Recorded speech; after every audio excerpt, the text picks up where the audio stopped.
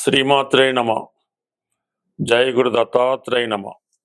ఈ వీడియోలో మనం శుక్రగ్రహ సంచారం గురించి తెలుసుకునే ప్రయత్నంలో ప్రస్తుతం శుక్రుడు సింహరాశి యందు సంచరిస్తూ కేతుగ్రహంతో కలిసి ఆగస్టు 1వ తారీఖు వరకు సంచరించడం జరుగుతుంది. ఇక ప్రధానంగా మన టాపిక్లో ఆగస్టు 1వ తారీఖు నుంచి సెప్టెంబర్ 2వ తారీఖు మధ్యలో ఈ శుక్రగ్రహం కన్యా రాశి యందు సంచరించడం జరుగుతుంది. ఇప్పుడు ప్రధానంగా ఈ శుక్రగ్రహ స్థితిని బట్టి వారి వారి జన్మ జాతకాల్లో శుక్రుడి యొక్క బలాన్ని బట్టి ముఖ్యంగా వారి యొక్క వివాహ జీవితం, ఆర్థిక పరిస్థితి, కొన్ని వృత్తులలో అంటే సినిమా, టీవీ, మీడియా రంగానికి సంబంధించిన వృత్తుల్లో కానీ, అలాగే ఖరీదైనటువంటి వాహనాలు, రెస్టారెంట్లు, అలాగే ఈ గోల్డ్ షాపులు, ఖరీదైనటువంటి వస్త్రాలు, బట్టలు, ఏదైనా ఎంటర్టైన్మెంట్ సంబంధించింది, విలాసవంతమైనటువంటి సంబంధించిన వాటి వ్యాపారం చేస్తున్న వారికి కూడా శుక్రగ్రహం వారి జాతకంలో తప్పనిసరిగా బలంగా ఉండాలి. మరి ప్రస్తుతం ఈ శుక్రుడు ఏదైతే ఈ ధనకారకుడు, లిక్విడ్ ధనానికి, బంగారానికి కారకుడైనటువంటి శుక్రుడు ప్రస్తుతం ఈ సింహరాశిలో కేతువుతో కలిసి ఉండడం వల్ల ఇది చాలా వరకు ఆర్థిక పరంగా ఇంచుమించుగా ప్రతి రాశి వారికి కూడా ఫైనాన్షియల్గా చాలా స్ట్రెస్ ఎక్కువ ఏర్పడుతూ ఉంటుంది. ఏది చేద్దామన్నా, ఏ ప్రయత్నం చేద్దామన్నా, ఏ పని చేద్దామన్నా ఫైనాన్స్గా చాలా ఇబ్బంది పడుతుంటారు.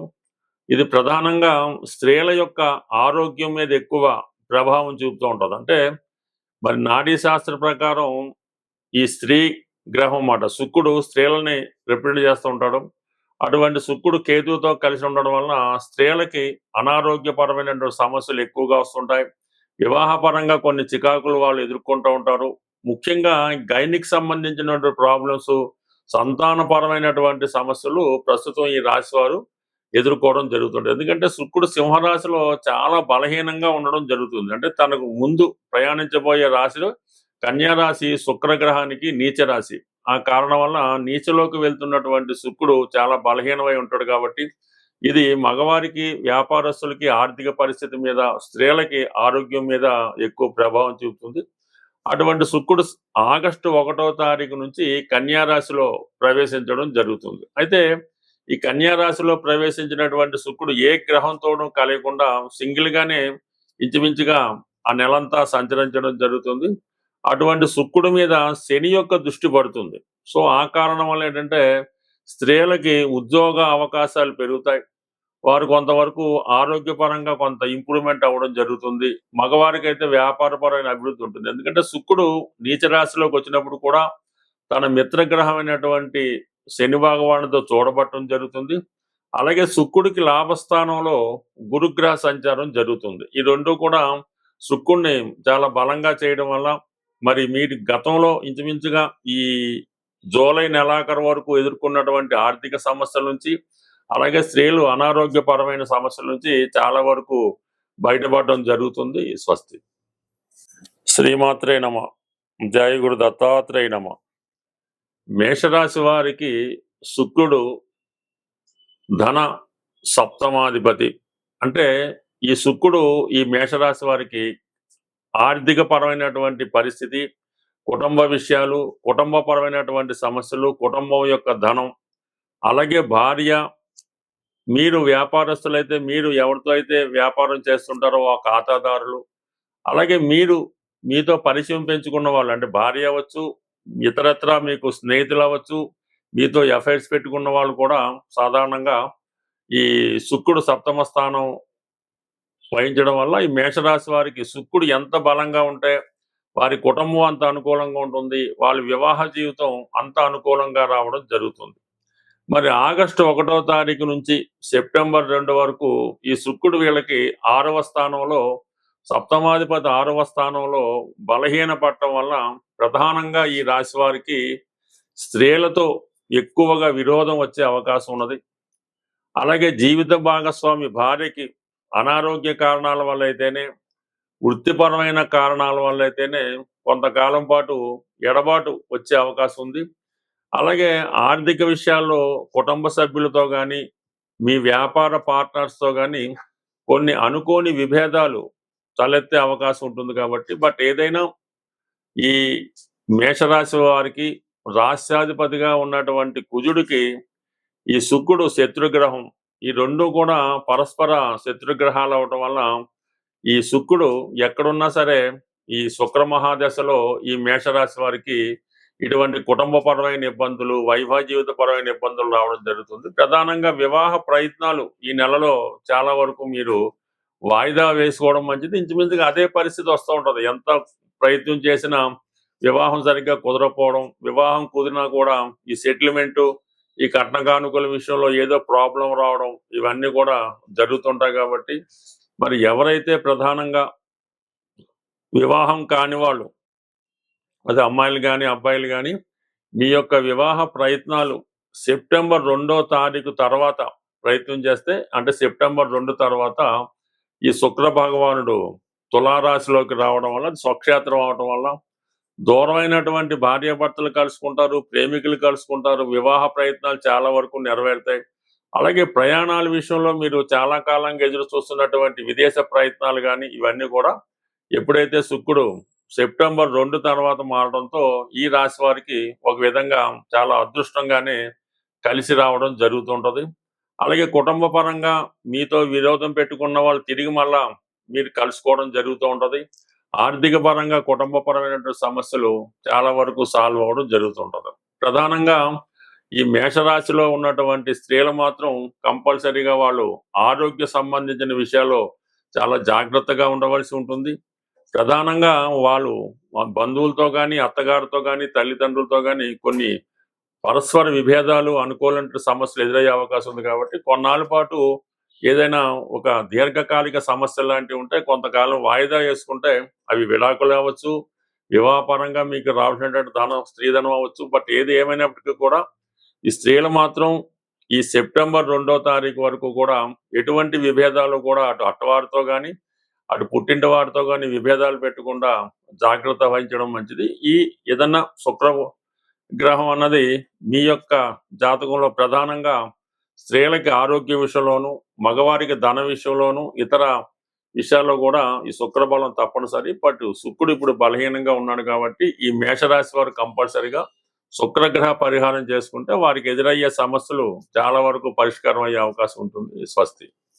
పరిహారాలు మనం ప్రతి గ్రహానికి కూడా తగు విధమైనటువంటి పరిహారం అన్నది శాస్త్రంలో చెప్పబడడం జరిగింది. ఏదైనా ఒక రాశి వారికి అనుకూలమైనటువంటి గ్రహాలు అంటే కొందరికి మిత్రులు అవుతుంటారు, కొందరికి శత్రులు అవుతుంటారు. శత్రుగ్రహాలకి ఎప్పుడూ కూడా మనం ఈ డొనేషన్ ద్వారా, అంటే దానం ద్వారా దాన్ని రెక్టిఫై చేసుకోవచ్చు. ప్రధానంగా ఈ శుక్రుడు జాతకంలో బలహీనంగా ఉంటే చాలా ఇబ్బందులు పెడుతూ ఉంటాడు. స్త్రీల వల్ల, రోగాల వల్ల, ఆర్థిక పరంగా ఇబ్బంది ఉంటుంది. శుక్రుడిని ప్రసన్నం చేసుకోవాలంటే ప్రధానంగా శుక్రవారం రోజు నియమంగా ఉండవలసి ఉంటుంది. అంటే చక్కగా తలస్నానం చేసి శుభ్రమైన వస్త్రాలు ధరించి ఆ రోజు ఏ విధంగా కూడా ధనాన్ని ఖర్చు పెట్టకూడదు. అంటే మన ఇంటి నుంచి ధనం బయటికి వెళ్ళకూడదు, బంగారాన్ని బయటికి పంపకూడదు. అలాగే స్త్రీలు ఎవరైనా ఉంటే వాళ్ళు పుట్టింటికి పంపడం కానీ, అత్తోరింటికి, అంటే మొత్తం మీద మన స్త్రీలు అంటే మన కుటుంబ సభ్యుల్ని ఇతరుల ఇళ్ళకి అది పంపించడం శుక్రవారం చేయకూడదు. అంటే అది పని మీద అవచ్చు, చుట్టాల నుంచి కావచ్చు. ఈ విధంగా ధనాన్ని బయటికి పంపకుండా జాగ్రత్త పడవలసి ఉంటుంది. శుక్రవారం రోజు అమ్మవారి ఆలయంలో, లక్ష్మీ అమ్మవారి ఆలయంలో తామర పువ్వులు అంటారు, అంటే కలవ పువ్వులు అని కూడా అంటారు, వాటితో ఒక హారంగా తయారు చేసి అమ్మవారికి పెద్ద విగ్రహం అయితే ఈ కలవ పువ్వులతో అర్పించడం. వీలైతే ఆ రోజు అంటే లక్ష్మీ గణపతి హోమం చేసుకుంటూ అందులో ఈ కలవ పువ్వుల్ని ఉపయోగించి హోమం చేయడం వల్ల, అంటే ప్రతి శుక్రవారం విధంగా అక్కర్లేదు, మీకు శుక్రదశ జరుగుతున్నా, శుక్రుడు బలహీనంగా ఉన్నా, వివాహం ఆలస్యం అవుతున్నా, స్త్రీలతో విరోధం అవుతున్నా, అక్క చెల్లెలతో విభేదాలు ఉన్నా కూడా ఏదో ఒక రోజు, అంటే మీకు తారాబలం చూసుకొని ఒక మంచి రోజు మీకు అనుకూలంగా ఏదో సాధంతారో క్షేమతారో రోజు ఈ లక్ష్మీ గణపతి హోమం చేసుకోవలసి ఉంటుంది. దొరికితే 108 తామర పూలు లేదా కలవ పూలు, లేని పక్షంలో తామర గింజలు, ఇప్పుడు అవి అన్ని పూజా స్టోర్లో తామర గింజలు దొరుకుతున్నాయి. 108 తామర గింజలు హోమంలో సమర్పించడం, ఇది చేయడం వల్ల అనుకూలత ఏర్పడుతుంది. అలాగే శుక్రవారం రోజు ఆంజనేయ స్వామి వారి ఆలయంలో 6 గులాబీ పూలు, చాలా ఫ్రెష్ గా తాజాగా ఉన్నటువంటి 6 గులాబీ పూలు శుక్రవారం ఈవినింగ్ సంధ్యా సమయంలో హనుమాన్ ఆలయంలో సమర్పించి 6 ప్రదక్షిణలు చేసి ఏదైనా ఒక స్వీటు, జాంగిరి కానీ జిలాబీ కానీ అక్కడ ఉన్నటువంటి భక్తులకి పంచిపెట్టడం వల్ల శుక్రగ్రహ అనుగ్రహం కలుగుతుంది.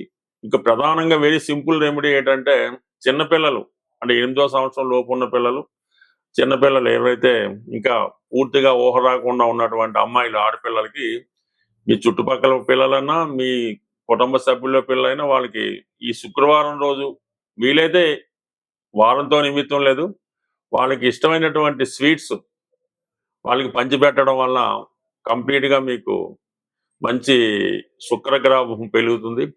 అలాగే ఏదన్నా పెళ్ళిళ్ళు జరుగుతున్నప్పుడు, అమ్మాయిలకు కానీ అబ్బాయిలు కానీ పెళ్లి జరుగుతున్నప్పుడు ఆ పెళ్లిలో ఈ పెరుగు ఒక 5 లీటర్లో 6 లీటర్లో పెరుగు డొనేట్ చేయడం వల్ల కానీ, లేదంటే ఏదన్నా బీదవారు ఎవరన్నా ఉంటే వాళ్ళ పెళ్లి జరుగుతున్నప్పుడు ఆ అమ్మాయికి ఒక పట్టు చీర, ఈ మాంగళ్యం, ఇటువంటి సౌభాగ్య వస్తువులు, ఈ పెళ్లికి ఉపయోగించే వస్తువులు డొనేట్ చేయడం వల్ల మీకు ఇటువంటి శుక్రుడి యొక్క దోష పరిహారం అవుతుంది. అందువల్ల ఏంటంటే ఈ శుక్ర పరిహారం చాలా ఈజీ, ఏం వేరేది వెరీ సింపుల్. మీ కుటుంబంలో స్త్రీలకు ఇబ్బంది రాకుండా, వాళ్ళకి ఎటువంటి బాధ కలగకుండా, వాళ్ళ కంటి నుంచి నీరు రాకుండా, వాళ్ళని గౌరవప్రదంగా చూడటం వల్ల ఆటోమేటిక్ గా మీ శుక్రుడు జనరేట్ అవటం జరుగుతుంది. అలాగే మీరు కూడా ఎల్లప్పుడూ కూడా చాలా వరకు ప్రతిరోజు కూడా శుభ్రమైనటువంటి అంటే మంచి వస్త్రాలు ధరించడం, నీట్గా ఉండడం, స్త్రీలను గౌరవించడం, కుటుంబాన్ని గృహాన్ని శుభ్రంగా ఉంచుకోవడం. అలాగే ఈ చెప్పులు కూడా మరి పాత పడిపోయినట్టు వాడకూడదు, ఏదో 3 నెలలకు 6 నెలలకు చెప్పులు కూడా మారుస్తూ ఉండాలి. ఇవన్నీ చేయడం వల్ల ఆటోమేటిక్ గా మీకు లక్ష్మి ఆటోమేటిక్ గా వరించి ఎప్పుడు శుభంగా ఉండే అవకాశం ఉంటుంది. స్వస్తి.